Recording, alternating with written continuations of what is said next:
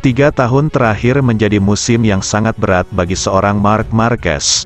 Ujian besar yang dialami sampai membuat juara dunia 8 kali ini mempertimbangkan untuk pensiun.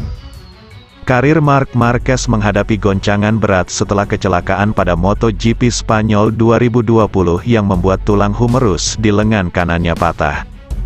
Keputusan sembrono untuk kembali ke lintasan hanya beberapa hari setelah operasi harus dibayar mahal oleh Marc Marquez. Infeksi pada tulang membuat masa depan Marquez di MotoGP diragukan.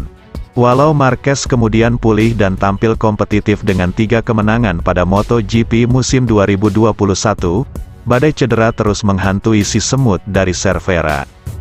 Tahun ini situasinya masih belum benar-benar baik bagi Marquez. 8 kali dia harus absen dari balapan sepanjang musim 2022. Halangan pertama disebabkan oleh kecelakaan hindsight saat sesi pemanasan MotoGP Indonesia yang membuat diplopia, atau masalah penglihatan berbayang, Marquez kembali kambuh. 2 bulan berselang, tepatnya pada akhir Mei, Marquez kembali menepi karena rotasi yang tidak wajar pada tulang humerusnya yang dahulu terluka. Kondisi ini yang membuat Marquez tidak bisa berlomba dengan leluasa. Operasi lanjutan menjadi opsi yang ditawarkannya. Marquez gamang karena tak ada kepastian apakah cederanya akan benar-benar sembuh, sebab sebelum ini sudah 3 kali tulang humerusnya dibedah. Pun soal peluangnya untuk kembali memperebutkan gelar juara, apresiasi karena mampu finish di posisi tengah dengan kondisi cedera tak akan mampu memuaskannya.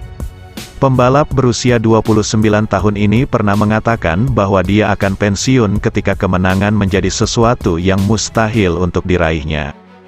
Alhasil bisa dibayangkan bagaimana pikiran untuk pensiun dari MotoGP sempat terlintas di pikiran Marquez. Pembicaraan mengenai wacana pensiun diungkapkan adiknya, Alex Marquez, dalam wawancara dengan DAZN. Ada beribu-ribu keraguan dan saya bilang kepadanya bagaimana kalau dia tidak mau operasi, bisakah dia berkompetisi? Tidak, jadi itulah jawabannya. Saya bilang agar coba saja, kemudian dia akan tahu apakah dia bisa bersaing lagi, karena dia tidak bisa terus seperti ini. Dia tidak pernah berkata secara terbuka kepada saya soal pensiun, tetapi, hari itu dia membicarakannya.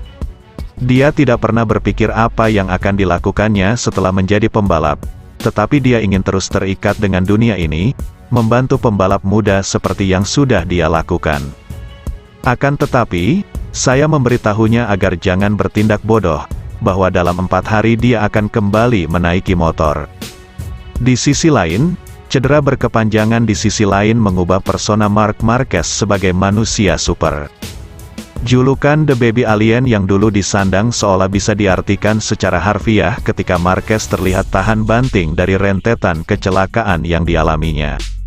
Seperti diketahui, Marquez dahulu menjadi salah satu pembalap yang paling sering terjatuh pada MotoGP. Ini tidak terlepas dari pendekatannya yang nekat untuk menemukan batas maksimal dari motornya dan tidak jarang untuk melampauinya. Super Marc tidak nyata, dia juga manusia, kata Alex Marquez.